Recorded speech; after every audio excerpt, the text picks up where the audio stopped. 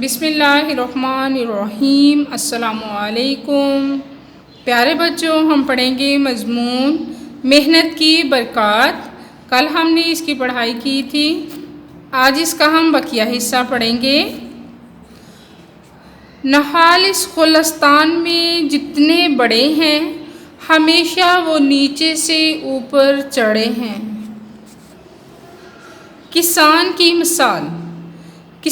کی مثال لے لیں، اگر وہ محنت کرنا چھوڑ دے، کھیتی باڑی نہ کرے تو خوراک کا بندوبست کیوں کر ممکن ہوگا؟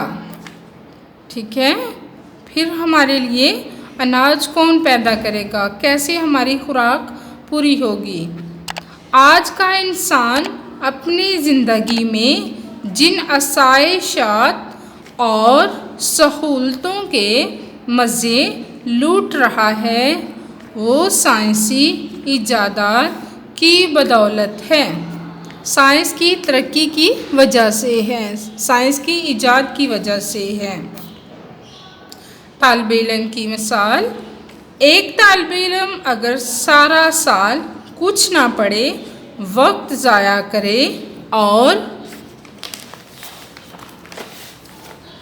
پڑھائی کے لیے محنت نہ کرے تو سال کے آخر میں ناکامی کے سوا اس کا کیا نتیجہ نکل سکتا ہے؟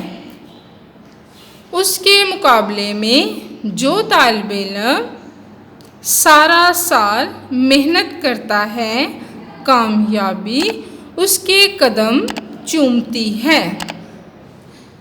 کسی نے بغیر اس کی ہرگز نہ پائی فضیلت، نہ عزت، نہ فرما روائی۔ دنیا میں کامیابی و کامرانی، عزت، نام اور شہرت کے لیے ہمیں سخت محنت اور مشقت کرنی چاہیے۔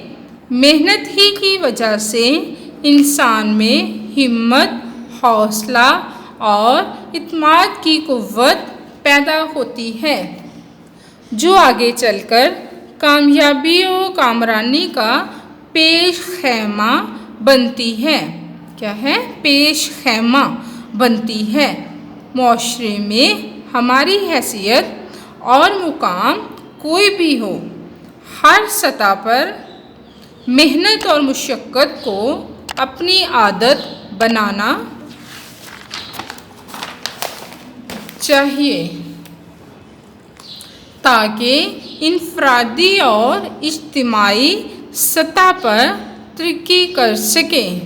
پیارے بچوں، آج ہم نے مضمون مکمل کر لیا ہے۔ آپ لوگوں نے پورا مضمون، جو مکمل مضمون یاد کرنا ہے، یاد کر کے لکھ کے دیکھنا ہے، اپنے والدین کو ضرور چیک کروائیے۔